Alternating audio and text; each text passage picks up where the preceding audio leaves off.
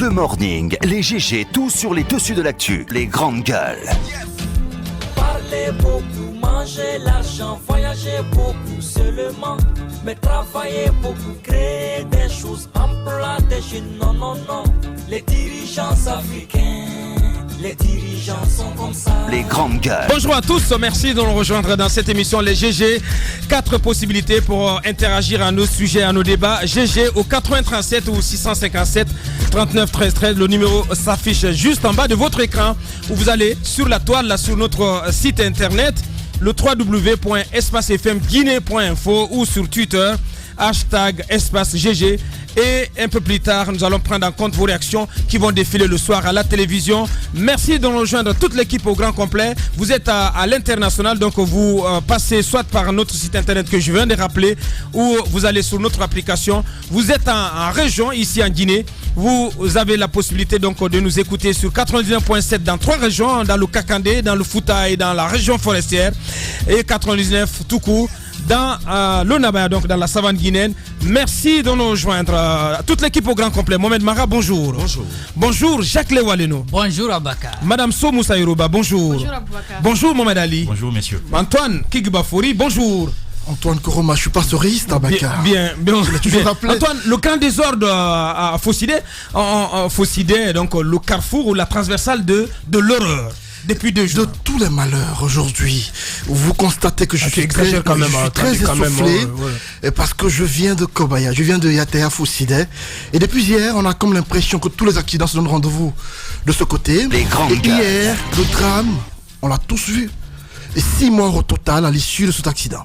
Alors, un camion conduit par des adolescents au nombre de 4 qui ont perdu le contrôle depuis la T6 et qui dans leur manœuvre se sont retrouvés dans 2 bâtiments. 2 bâtiments d'une chambre salon chacun.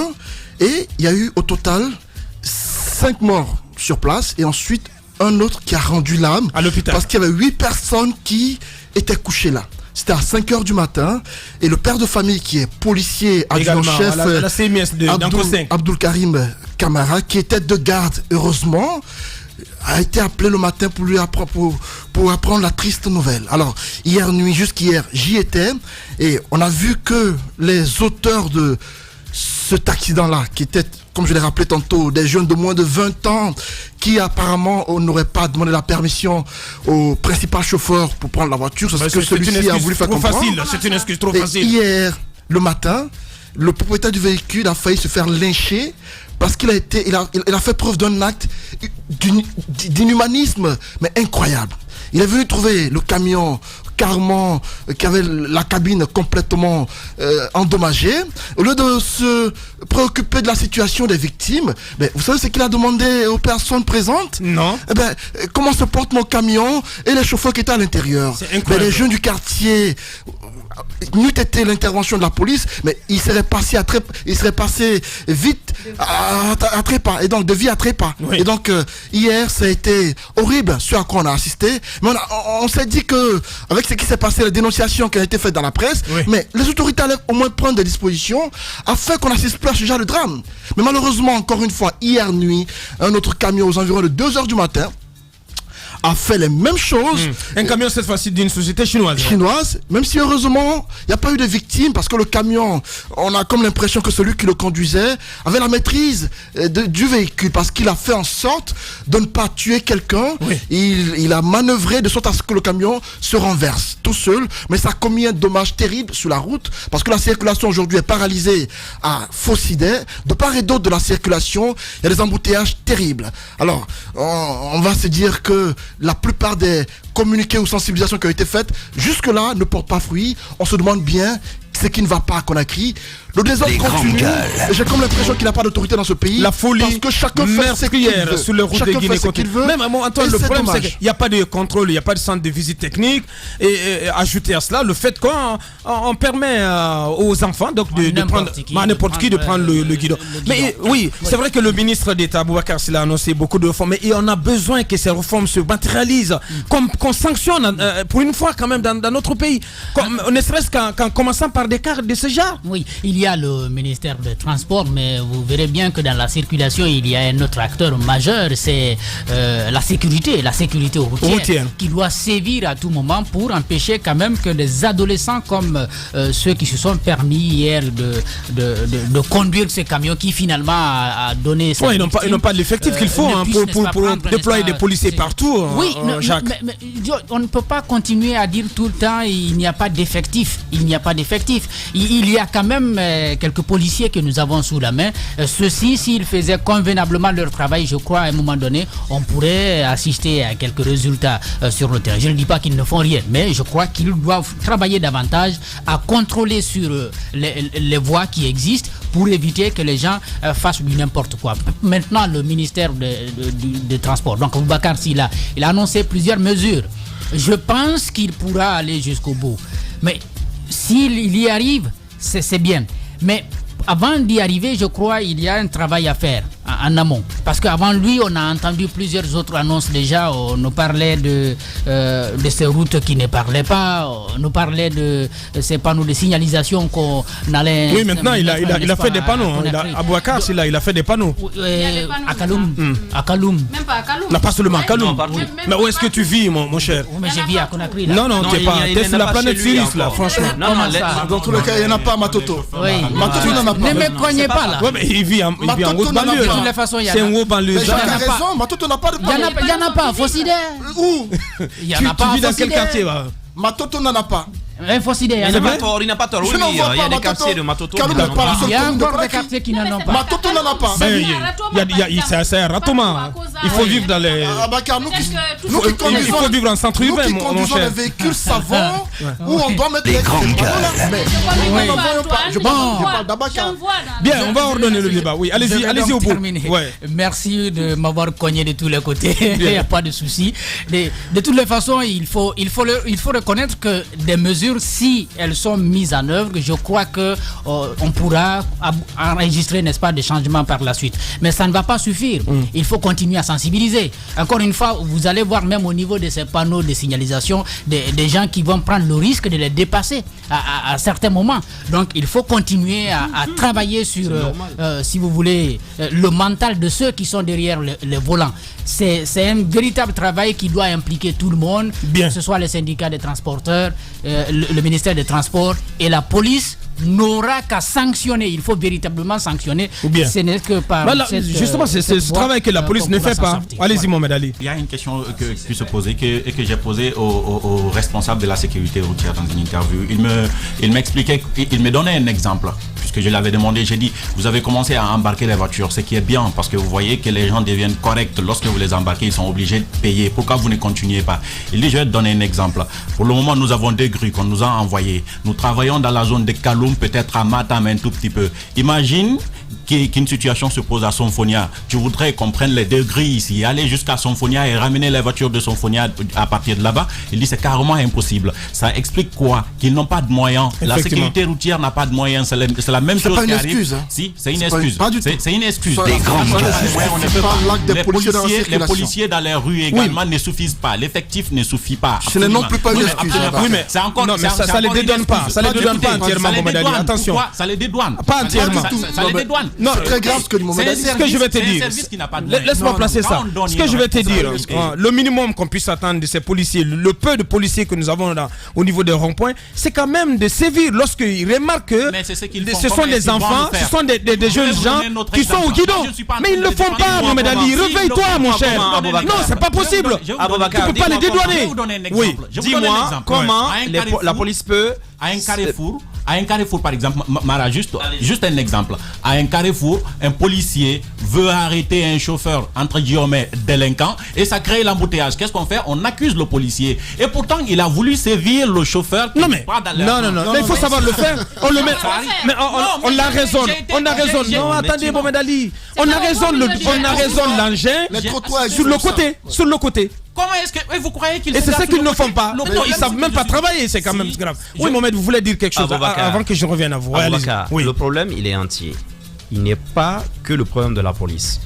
Le vrai problème d'abord de la circulation routière dans notre pays, il est, si vous voulez, structurel. Les services aujourd'hui de police routière tels que organisés, je crois que l'organisation est devenue aujourd'hui déficiente. Il faut repenser la police routière chez nous. La formation. Moi, il m'est arrivé, et parfois même tu es parfois avec moi, parfois nous sommes dans la voiture, il m'est arrivé de recadrer un policier qui me gare dans un endroit où, pertinemment, moi par exemple, le conducteur, quand il me gare, je sais que je suis en danger parce que je ne dois pas y être. Oui. Et en cas d'accident là-bas, je sais que je ne peux même pas aller vers une société d'assurance. Il y a ce problème. Il y a un problème de formation des policiers. Il y a un problème comportemental des citoyens. Vous avez des citoyens qui descendent de leur voiture ici, qui se jettent parfois sur les policiers. Oui, ça se fait, oui. Vous avez ici des véhicules administratifs, des véhicules des entreprises publiques, comme on dit là, EP. Tous ces véhicules-là ne s'arrêtent jamais quand on leur dit de s'arrêter. Vous avez les véhicules, que ce soit de la police et de la gendarmerie. Alors, c'est les plus indisciplinés dans la circulation. Ouais. Vous voyez des camions de gendarmes. Je voulais m'accentuer le plus sur le comportement des citoyens. Justement, Bien, justement. tu vas aller au bout. Justement, vous pouvez voir. Moi, par exemple, ici, la dernière fois, je venais à la radio vers 5h, 5h30 du matin. Je croise un camion de la gendarmerie, mais en pleine vitesse et en contresens. En pleine vitesse et en contresens. Je vous dis, Dieu seul sait la frayeur que j'ai eue. Alors, c'est tous ces comportements. Et ils le font en plein jour. Je vous donne un exemple. À Koza ici. Quand vous quittez Koza pour Anko 5, juste au niveau des premiers rails, au niveau de Koza, là-bas, généralement, quand les camions de la gendarmerie arrivent, ils ne viennent pas jusqu'au rond-point parce qu'ils savent qu'il y a des embouteillages. Ils coupent directement sur les rails et ils prennent le sens interdit du côté où garent notamment les taximètres. Donc, c'est tous ces comportements-là. Maintenant, au niveau de la police, c'est vrai qu'il y a un problème qui est entier. Le sous-effectif. Ouais. Mais très honnêtement, dans d'autres pays, vous verrez un ou deux policiers à un même carrefour. Mais parce que là-bas, les gens ont appris à respecter la loi. Ce n'est pas le cas chez nous. Vous parlez des grues, c'est vrai. L'absence de ces grues-là pose un problème sérieux. C'est pourquoi à un moment donné, personnellement, j'étais révolté contre, le gouvernorat, qui avait passé un marché avec cette société privée qui verbalisait les gens à l'emporte-pièce. On les a même vus enlever des véhicules dont les propriétaires se trouvaient à l'intérieur. Et cet argent-là, on se demandait où allait. Ah non, attendez, ces moyens. Non, ce que je dis, vous ne comprenez pas. Ce que je dis, ces moyens-là, il est important que l'État les donne à la police, notamment pas leur donner de l'argent, mais d'acheter des équipements. Il y a des dizaines de milliards qu'on met ici dans du matériel de répression. Alors que ici, les manifestations font nettement moins de victimes en Guinée que la circulation routière. Pourquoi ne pas le faire? Il y a un petit truc que j'aimerais signaler quand même. Je vais t'introduire, Mohamed, on va revenir tout à l'heure. Nous avons le directeur général de la police en direct. Les grandes gueules. Bonjour, mon colonel, mon général. Bonjour, bienvenue dans notre émission. Bienvenue, Général Bafoué. Général Bafoué. Alors, on parle de l'insécurité routière aujourd'hui, ces accidents qui se font à répétition, mais surtout le cas des policiers. On parle de manque de formation, de sous-effectifs. Qu'est-ce qui fait que le peu de policiers qui se trouvent dans la circulation ne jouent pas pleinement leur rôle? Bien, je vous remercie. Je voudrais que vous me donnez le temps de m'expliquer. C'est parce que j'ai suivi votre émission. Moi, j'ai cherché à vous joindre et puis un peu m'expliquer, quoi. Oui, nous vous écoutons. Je voudrais venir d'abord camper l'événement parce que si vous avez pris dans votre émission d'aujourd'hui, vous avez parlé de la situation entière, c'est par rapport à l'accident qui s'est passé avant-hier. Oui, mais on en parle tous les jours, mon général. On en parle tous les jours.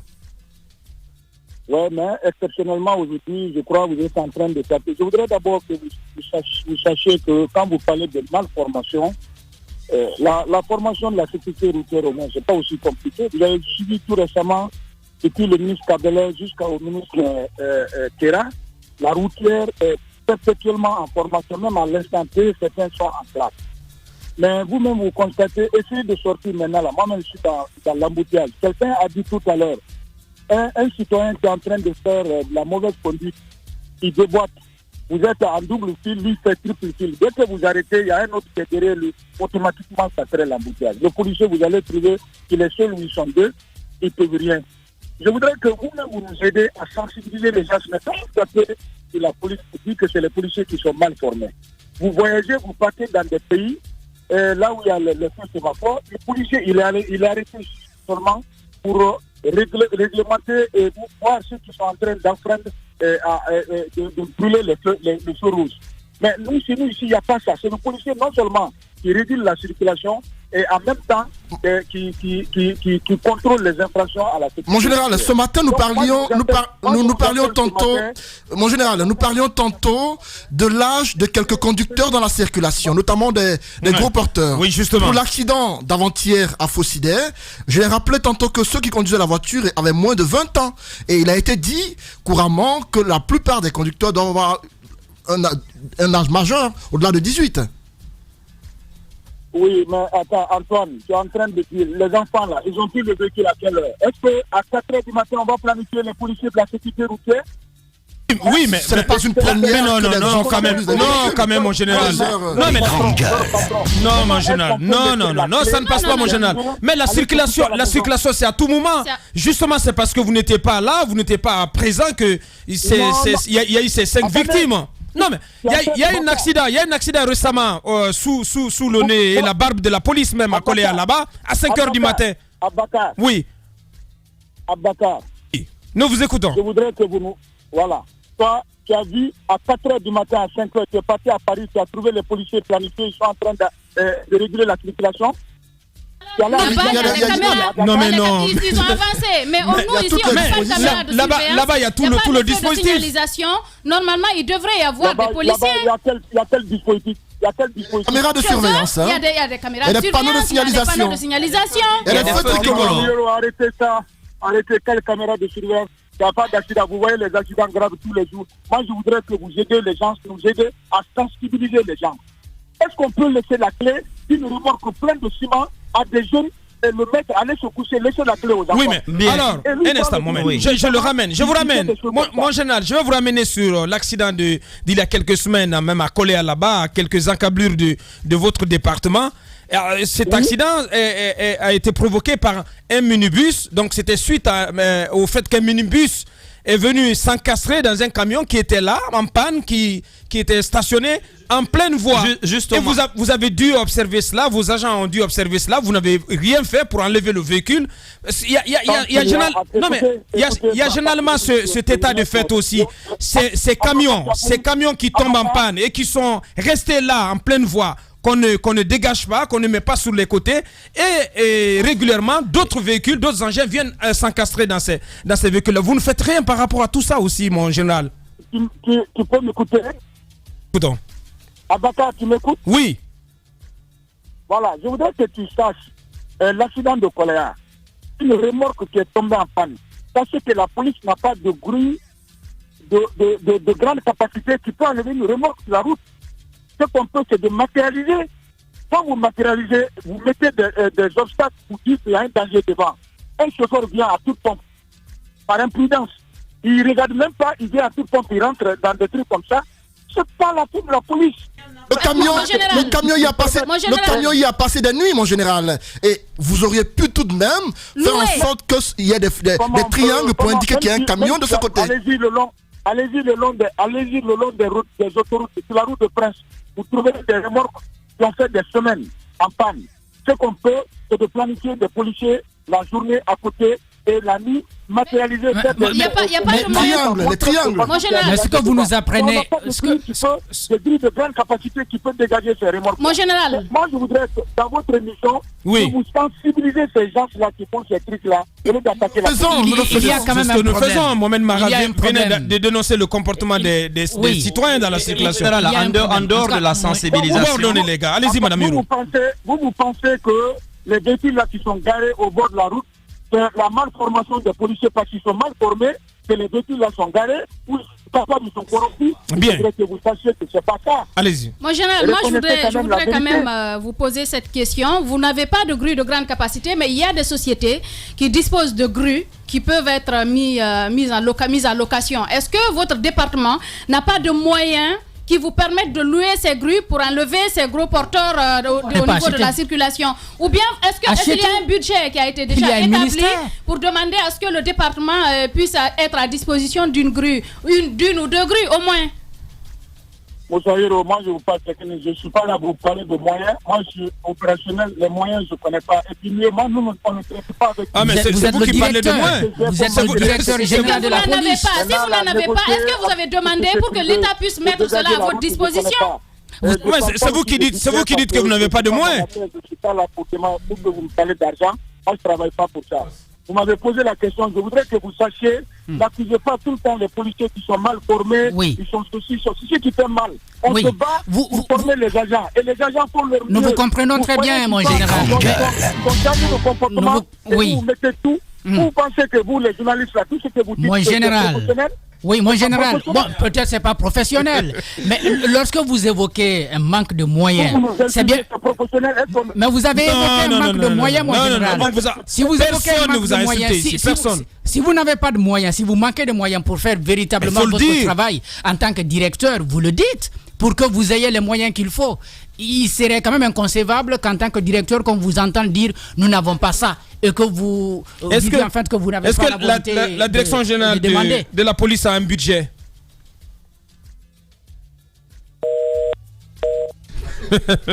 le général Ansman Kamara, connu sous le nom de Bafoué, directeur général de la police. Il est parti. Je suis quand même un peu amer. Je veux quand même rectifier quelques points. Il faut que le général comprenne que eux et nous collaborons ensemble. Parce qu'avant tout, la circulation routière, c'est une question de vie humaine. Nous ne sommes pas leurs ennemis. Je suis sûr qu'il est tombé sur l'émission, il n'a pas tout écouté. Parce qu'on était en train d'égrener les différents problèmes. C'est une longue chaîne. On a parlé de la formation qui est simplement un maillon de la chaîne. Lui-même dit qu'il y a des gens en formation en ce moment. Mais on a parlé par exemple de sous-effectifs. Et nous sommes... l'ancien ministre Kabele disait ici que sur 11 000 policiers, je crois qu'on n'en avait que 500 au niveau de la police routière. Donc, ils ont besoin d'effectifs. Ça, ce sont des choses qu'on sait. Et puis, il y a un autre problème. C'est que la sécurité, c'est un ensemble notamment de services. À 4 h du matin, la police routière ne travaille pas. Mais vous aviez probablement, comment on appelle ça, ces hommes, les CMS qui patrouillent à ces heures-là, qui voient qu'il y a des gamins à bord des véhicules. Il y a les bacs aussi. Il y a les bacs. Ça veut dire que ces gens-là ne vérifient même pas l'identité, notamment des conducteurs la nuit. Ouais. Il vous suffit de rouler ici à 0h, 2h, 3h du matin, vous baissez votre vitre, vous avez 5 000 francs, vous avez des papiers ou pas, non, on vous laisse passer. Donc là, ce n'est pas la faute de la police routière. Ils font un travail complémentaire. Effectivement. Donc il faut que chacun joue sa partition dans cette affaire. Mais de l'autre côté, je dis encore une fois, les policiers ne sont pas nombreux. Ils n'ont pas de moyens. Vous voyez, la question des moyens, quand vous la posez, le directeur général de la police, il est mal à l'aise. Parce qu'il faut le comprendre. Il faut le comprendre. Cette situation-là, en parlant, il est astreint, comme on appelle ça, un devoir de réserve. Qui est là. Il est donc corps paramilitaire. Il ne veut pas heurter du côté de ses Justement, ça peut heurter la hiérarchie. C'est une vérité. Mais la vérité est qu'ils n'ont pas de moyens. Ils n'ont même pas de grue. C'est gros porteur. Je vous donne un exemple. La contournante au niveau de Kindia. Mais cette contournante, elle est en train de fatiguer tout le monde. Il y a plus de route depuis des années. Il y a plus de route. La mairie de Kindia n'a jamais pris la décision de faire déguerpir ces camions. Sur le cas de cette contournante. Non, cette contournante, à des heures de la nuit, c'est impossible d'y circuler. Non, même la journée. Parfois, c'est engorgé. Les véhicules qui doivent faire de longs voyages. Des gros porteurs, parfois vous avez des véhicules par exemple, même des ambulances qui arrivent de l'intérieur du pays avec des malades à bord, vous êtes obligé de vous arrêter jusqu'à ce que ces camions la dégagent. C'est un problème. Il faut interdire tout simplement le stationnement à cet endroit. Oui, mais il y a un problème. Ils ne doivent pas stationner là. Mais c'est qu'il dit. Il faut trouver un espace. Oui, mais ce que dit le général Bafoué est vrai dans la mesure où, je vous l'ai dit, vous avez ici dans ce pays des hommes capables de se jeter sur un policier. Et puis derrière, c'est maïs. Il n'y a rien du tout. C'est ça la vérité. Donc il y avait. Regardez ce l'axe. Bien. Vous voyez, les gros porteurs aujourd'hui ont pris l'emprise de la route.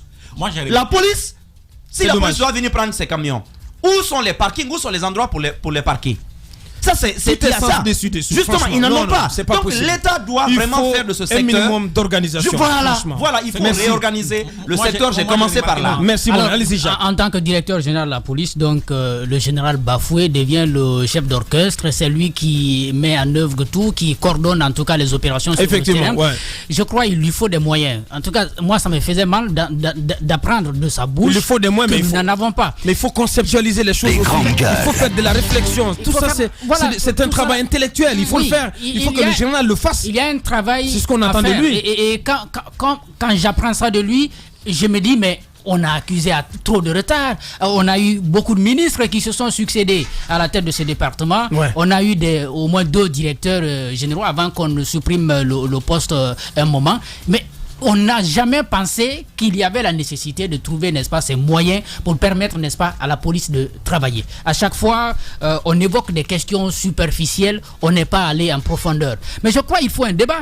Il faut qu'au ministère de la Sécurité, qu'il y ait ces débats des moyens pour que l'État puisse, n'est-ce pas, débourser de l'argent qu'il faut. Jacques, on a même organisé des journées nationales de réflexion sur ce secteur-là. Il y a eu des mémos qui ont été déposés auprès du gouvernement. La vérité, je ne veux pas dédouaner la police. Vous savez, je suis dur d'habitude avec eux, mais la vérité est qu'il n'y a pas de volonté politique derrière. C'est tout. Il faut y mettre les moyens. Quand il s'agit de mater. Il y a même une année qui a été dédiée à la police ici. Mais justement, quand il s'agit de mater les manifestations, on est capable de mettre de l'argent, des millions de dollars dans les bambas, dans toutes sortes d'équipements de répression. Calme-toi. Quand de sauver des vies humaines, l'État est toujours absent. Comment vous pouvez concevoir qu'aujourd'hui, on est en train de mettre les panneaux publicitaires? Vous avez regardé la qualité de ces panneaux la nuit? Non, pas les panneaux publicitaires. Les panneaux, oui, c'est même des panneaux publicitaires. Vous savez pourquoi je le dis?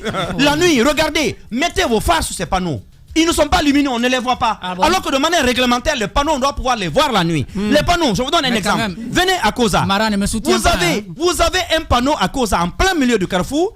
Passage piéton, vous savez où on l'a mis? Au milieu du carrefour devant la station. Alors que tout le monde sait, tous ceux qui sont passés, voilà justement, tous ceux qui sont passés par une auto-école savent qu'on ne peut pas traverser à moins de 50 mètres avant un carrefour, on ne peut pas mettre de passage piéton. Si même le ministère plutôt des Transports qui doit matérialiser cela ne sait pas, ne travaille pas avec la police pour voir où placer un panneau. Qu'est-ce que ce panneau signifie? C'est un problème plutôt qu'on attend sur le travail avec la police. Bien. Merci Mohamed. Je veux dire que si... Parce qu'il y a plusieurs mesures qui sont annoncées. Mais s'il n'y a pas de moyens derrière, on n'y arrivera pas. C'est tout le problème. Vous savez le très nerf bien, de la guerre. Voilà, vous savez très bien qu'à un moment donné, on avait décidé que les camions, les gros porteurs là ne devraient pas circuler la journée. Mais on voit toujours ces camions-là circuler et stationnent n'importe comment. Je vois maintenant, je commence à comprendre maintenant le vrai problème. C'est le cas à Kaloum avec ces camions citernes qui viennent prendre de... Mais ça c'est partout. Charger le carburant dans les locaux de la SGP. Mais imaginez qu'on vienne mettre là aussi une usine d'huilerie. C'est pas possible. Avec le camion tout bloqué. Maintenant jusqu'au niveau de Tombeau. Jusqu'au niveau de Tombeau, ces camions-là sont en ligne. Mara en parlait tout à l'heure. Ce panneau dont il parle qui est à Koza, si vous avez remarqué, il y a l'angle qui a déjà été cogné et il commence à se tordre. Pourquoi? Parce que c'est pas placé au bon endroit. On place le panneau, il n'y a pas de trait indiquant que les citoyens doivent traverser par là. Et comme il l'a dit, c'est au beau milieu du carrefour. Et je suppose que c'est des professionnels qui ont placé ces panneaux. Donc, mais si eux-mêmes, sans professionnalisme, si eux-mêmes ils agissent ainsi, il y a eu de la bonne volonté pour pouvoir vraiment indiquer, faire parler la route, mais je pense qu'il faut le faire avec professionnalisme. Parce que si vous permettez de placer ça n'importe où, ça n'aura aucune importance. Aucune importance. Mais ce qui me rend un peu triste aussi, c'est quand les acteurs eux-mêmes ont peur de parler des problèmes qu'ils ont. Parce qu'on a l'impression que ce matin, le général a peur de dire qu'il n'a pas de moyens. Il a peur de subir le sort peut-être du colonel Barry qui est venu ici à un moment donné parler des problèmes de la gendarmerie. Mais vous n'avez pas de moyens. Dites que vous n'avez pas de moyens. Montez des projets pour les éléments dont vous pouvez avoir besoin pour pouvoir bien faire votre travail. Parce que sinon, on va vous mettre quelque part, on ne vous donne pas de moyens. La population va dire que vous ne valez rien alors que vous valez quelque chose, mais on n'a pas mis de moyens à votre disposition. Alors à quoi bon se taire? Dites que vous n'avez pas de moyens. Moi, c'est quand même honteux de savoir que, en tout cas, je veux dire, les institutions de la République censées faire ce travail n'ont pas de grue.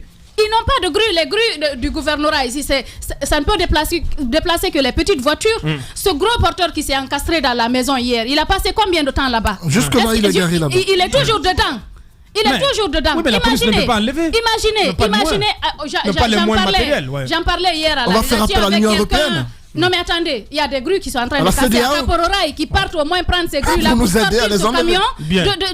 C'est incroyable. Je pense qu'à un moment donné, il faut qu'on s'arrête, qu'on réfléchisse, qu'on sache qu'on ne peut pas passer tout son temps à prendre l'argent de l'État loué à des sociétés privées.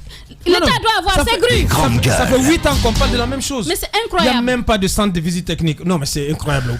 Depuis 8 ans. Allez-y. Moi, j'ai l'impression que le général a voulu que ce soit nous qui disons à sa place que l'État n'a pas de moyens. Lui, tout ce qu'il a voulu nous expliquer, c'est de dire, de ne pas affirmer Oui. Mais lui-même, il a dit qu'il n'en pas les Son moyens. département, c'est aussi l'État. Non. Il n'a pas de moins. Il n'a pas de moins. Le département qui n'a pas de moyens. L'État a les moyens. Ce que je suis en train de dire, c'est que l'État a les moyens. le général, il a entendu, on a dit les policiers sont mal formés. Alors là, il n'a pas accepté parce que vous avez vu, c'est revenu souvent dans ses expressions. Pour lui, les policiers sont très bien formés. Alors ce que moi je suis en train de dire, c'est que même si les policiers sont formés, dans tout ça, parce qu'il faut reconnaître, il a donné sa langue aux chasses. Oui, bien sûr. Il a dit que la récréation était terminée. Vous savez pourquoi. Donc je suis en train de dire que continue même de si plus les belle. policiers Elle sont continue de formés, plus belle, la récréation. Le désordre se poursuit. même si les policiers sont bien formés, n'oubliez pas que les conditions sociales déterminent la conscience sociale. Il y a des policiers qui, je les connais, ils sont très bien formés, mais le problème, c'est que moralement, ils ne sont même pas bien. Est-ce que vous savez que dans les faits, ces policiers n'ont pas de vacances? Ils ne vont jamais en vacances. Regardez ceux qui sont à Koza, par exemple, 12 mois sur 12.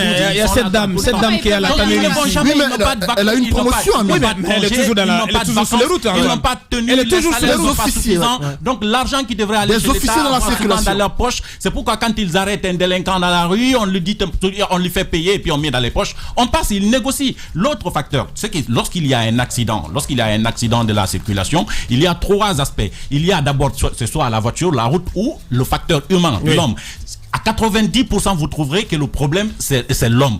Alors, qu'est-ce qu'il faut faire? Ce qu'il faut sensibiliser, mais la sensibilisation ne suffit plus. Parce que l'État même n'a pas les moyens de sensibiliser. Il faut agir. Mais comment agir si on n'a pas les moyens pour agir? L'État également dit qu'il n'y a pas de moyens. Mais par endroit, je pense que si on poussait la réflexion, même au niveau de ce département... Pour sanctionner aussi, il faut des moyens. Oui, mais c'est ce que je suis en train de dire. Mais je alors, pose la imaginez question. par exemple... Non, il faut commencer par donner... Par envoyer un signal quand même. Il faut sanctionner quand même. S'il n'y a pas, par exemple, assez de grilles, mais les gars, ils font pas...